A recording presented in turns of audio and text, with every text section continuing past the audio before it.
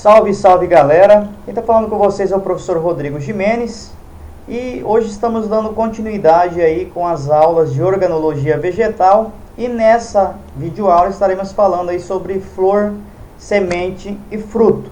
Estaremos então finalizando com esta videoaula aí a série de videoaulas sobre organologia vegetal.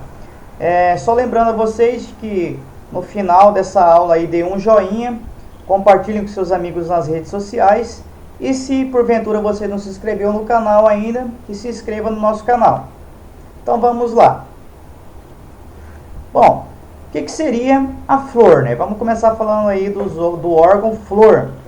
A flor nada mais é do que um conjunto, né, de folhas modificadas e adaptadas para realizar a reprodução sexuada das plantas angiospermas.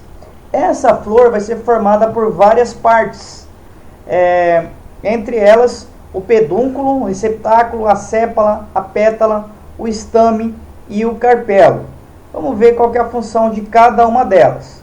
O pedúnculo, que é essa parte aqui, né, que vai estar fixando a flor aí ao ramo da planta, né? Então o pedúnculo nada mais é do que uma partezinha do ramo aí que vai estar ligando, né, a flor aí aos ramos.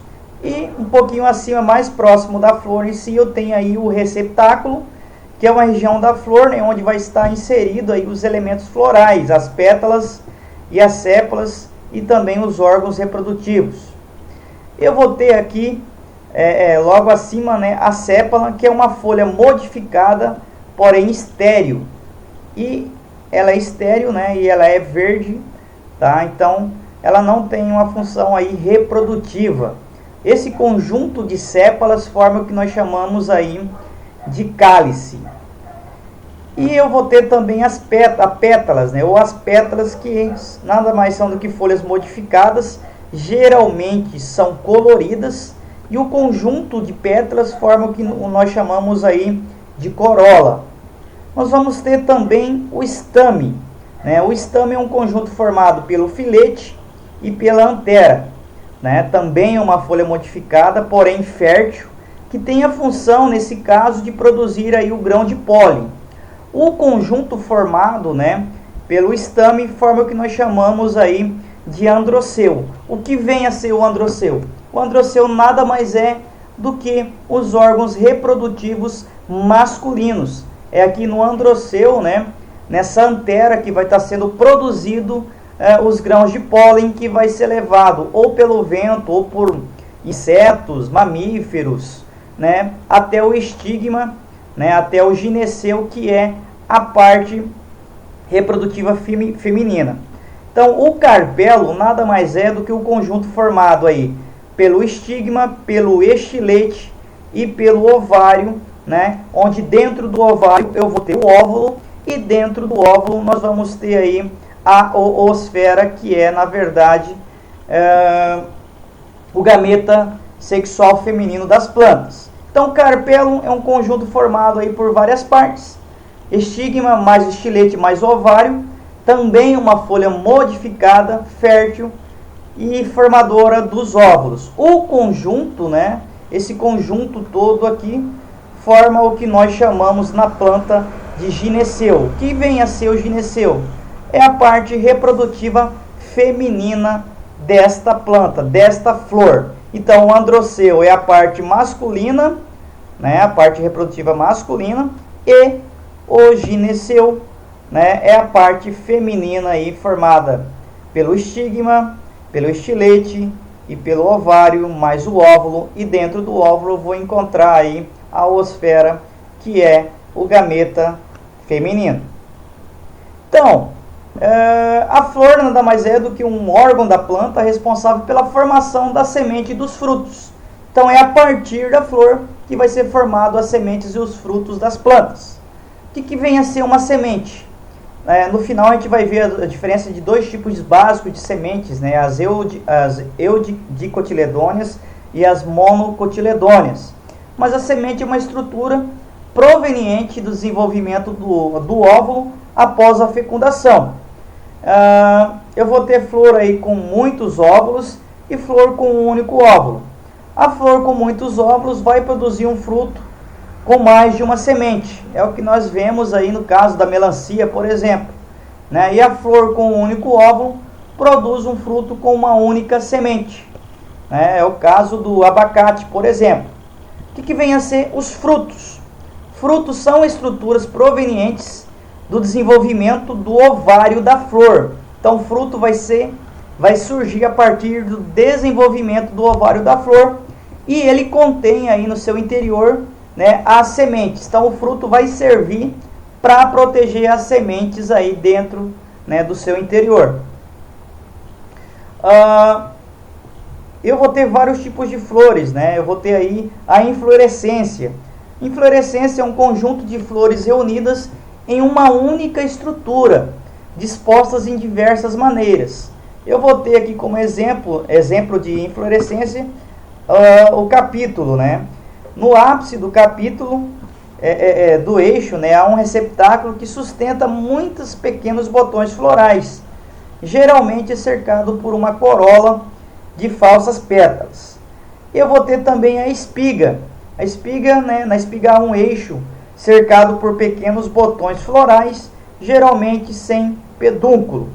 E o cacho é um eixo central com vários botões florais, formando aí pedúnculos. Aqui eu tenho mais alguns tipos, né, de inflorescências. Por exemplo, aqui eu tenho uma espiga, né, um exemplo de espiga nessa flor, uma inflorescência. Aqui eu tenho um capítulo, né, um girassol.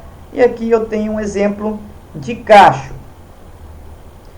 Fruto. Vamos ver a estrutura de um fruto, né? A estrutura proveniente do desenvolvimento da parede do ovário da flor. Então, o fruto vai se originar a partir da parede do ovário da flor após a fecundação do óvulo. Se o óvulo for fecundado, essa parede do ovário vai desenvolver em um fruto. Esse fruto, né, o conjunto do fruto nós chamamos de pericarpo. Esse pericarpo é dividido em várias partes. Em epicarpo. Epicarpo é a parte, né, do lado de fora do fruto, que nós chamamos de casca do fruto. O mesocarpo é a parte interna, né, carnosa, geralmente a parte carnosa aí, com substâncias nutritivas. Né? Então, isso aqui seria um mamão, aquela parte que a gente come do mamão é o mesocarpo. E eu vou ter aqui o endocarpo, né, que é uma casca, né, onde vai estar as sementes, uma parte que vai envolver aí onde vai estar as sementes. E eu vou ter aí a semente, né, que vai estar dentro desse endocarpo. Então essas são as principais partes do fruto. Né, o conjunto do fruto formado por todas as partes é o pericarpo. Então ele é subdividido em epicarpo, que é a parte de fora do fruto, chamado de casca. Mesocarpo é a parte carnosa do fruto. Endocarpo vai estar após essa parte carnosa no interior do fruto, envolvendo a semente. Eu vou ter aqui o fruto verdadeiro. O fruto verdadeiro é proveniente exclusivamente do desenvolvimento da parede do ovário. Entre os frutos verdadeiros, vou ter aí os frutos carnosos, que vão apresentar aí um pericarpo suculento. Né? E eu vou ter várias subdivisões de frutos carnosos, como por exemplo a baga, né, que apresenta o endocarpo ou o mesocarpo carnosos e com múltiplas sementes. É o caso da melancia, do melão, da goiaba, do pepino, entre outros. A drupa, né, apresenta uma única semente cuja casca é fundida ao endocarpo do fruto, formando o caroço. Exemplo de drupa, né, eu tenho o pêssego, a manga, a azeitona e o nosso querido abacate. Frutos secos. Os frutos secos vão apresentar aí um pericarpo não suculento. Entre os frutos secos eu vou ter a nossa legume ou a vagem. Então, como eu falo legume ou vagem, são sinônimos. O que acontece nessa vagem ou nesse legume? O mesocarpo é pouco desenvolvido. Possui geralmente aí múltiplas sementes no seu interior. É o que acontece com a ervilha, com o feijão, né, feijão de corda, a soja, o amendoim. Né, são exemplos aí de vagem ou legume. O aquênio apresenta aí apenas uma semente ligada à parede do fruto por um único ponto. é o caso aí do girassol e do picão, que são exemplos de aquênio. Continuando falando de frutos secos, eu tenho aqui a cariópse. A cariópse apresenta uma única semente unida à parede do fruto em torno de sua extensão.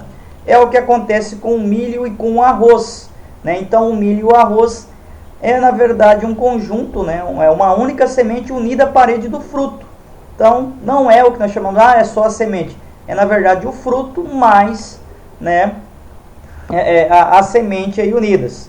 A sâmara é um fruto seco e apresenta expansões em formas de asas. É o que acontece aqui com o centrólogo e a cabrelva. Essas asas aqui servem, na verdade, para quando ela se desprende, ela vai flutuando no ar, né, e vai sair de perto da planta mãe. Então vai ajudar aí na dispersão dessa semente. Agora vamos falar dos pseudofrutos, são os falsos frutos. São os frutos que não se originam do desenvolvimento do ovário da flor, mas sim de outras estruturas. Um exemplo de pseudofruto, eu vou ter os pseudofrutos simples, né, que são provenientes do desenvolvimento do pedúnculo ou do receptáculo de uma flor. É o que acontece com a maçã e com a pera, né, no caso aí do desenvolvimento do receptáculo, e do caju com o desenvolvimento aí do pedúnculo. Os pseudofrutos, né, formando um fruto que nós chamamos de fruto agregado, acontece com o morango, é proveniente aí do desenvolvimento do receptáculo de uma única flor com muitos ovários. É um exemplo do morango, né? Vários arquênios aí ficaram associados a uma parte carnosa correspondente ao receptáculo da flor e vai formar aí o que nós chamamos aí de fruto agregado. Então o morango é um pseudofruto, é um fruto agregado. O fruto múltiplo, né, são provenientes aí do desenvolvimento de ovários de múltiplas flores de uma única inflorescência e que crescem juntos numa única estrutura. É o exemplo que acontece com a amora, com o abacaxi e com o figo. Muito bem, eu falei que a gente ia falar um pouquinho aí das diferenças, né? Então eu vou ter aí nas angiospermas dois tipos básicos de sementes: as monocotiledôneas e as eudicotiledôneas. A monocotiledônea apresenta um único cotilédone, que é aquela parte onde vai ter aí os nutrientes da semente. As eudicotiledôneas ou dicotiledôneas, alguns livros didáticos trazem dicotiledôneas, possuem a presença de dois cotilédones. Nas monocotiledôneas, o pólen é monossulcado. Nas eudicotiledôneas, o pólen é tricopado e vai ter outras variações. Nas monocotiledôneas, as folhas vão ter nervação normalmente, né, paralela. Já nas eudicotiledôneas, as folhas vão ter nervação normalmente reticulada. No próximo slide a gente vai estar mostrando todas essas diferenças. As flores são trímeras e monocotiledôneas e tetrâmeras ou pentâmeras nas eudicotiledôneas. Os feixes vasculares vão ser distribuídos aleatoriamente nas monocotiledôneas e já vão ser distribuídos, né, esses feixes vão ser distribuídos formando um anel no caso das eudicotiledôneas. Então, o tronco ali, né, o caule dessa planta vai ter esses feixes mais bem organizados aqui nas eudicotiledôneas. O sistema radicular nas monocotiledôneas é o que nós chamamos de adventício. E já nas eudicotiledôneas vai ser um sistema radicular pivotante, ou seja, vai ter aquela raiz central onde a partir dela partem as demais raízes. E na monocotiledônea não vai ter uma raiz central, vai formar o que nós chamamos de raiz em cabeleira. E o crescimento secundário normalmente é ausente aqui em monocotiledôneas e presente, né, o crescimento secundário é presente em eudicotiledôneas. Aqui eu tenho a diferença da germinação, né, de uma monocotiledônea, que no caso um milho, né, ela vai estar germinando desse formato. E aqui o feijão, né, que vai ter uma diferença aí. Então aqui eu tenho os dois cotilédones com a reserva nutritiva. Geralmente nesse caso o cotilédone sai, né, para fora da planta, no caso aí das dicotiledôneas. Nas monocotiledôneas o cotilédone fica dentro do solo, né, não sai para fora do solo. É uma diferença aí na germinação. E aqui as diferenças, né, entre plantas monocotiledôneas e eudicotiledôneas. Um cotilédone, 2 cotilédones na eudicotiledôneas. As folhas, né, com nervuras paralelas, ou seja, de cima e embaixo, como as folhas do milho, da cana ou das gramas, e nervuras ramificadas ou reticuladas, aí, como nas folhas, por exemplo, da mangueira. As flores trímeras ou múltiplas de 3, né, no caso das monocotiledôneas, ou tetrâmeras ou pentâmeras, né, ou múltiplos, né, desses números aqui no caso das eudicotiledôneas. O caule com os vasos espalhados pelo caule, né, no caso das monocotiledôneas, e os vasos na periferia do caule em arranjo regular, formando um arco, né, um círculo aí, o que nós chamamos, né, no caso das eudicotiledôneas. E as raízes fasciculadas, ou seja, sem raiz principal nas monocotiledôneas, é o que acontece com arroz, com a grama, né, por exemplo, e nas eudicotiledôneas vai ter uma raiz principal, né, dando prolongamento ali do caule, né, onde partem delas as demais raízes. Muito bem, pessoal, essa foi mais uma videoaula aí de biologia, né? Terminamos aí com essa videoaula a série de videoaulas de organologia vegetal.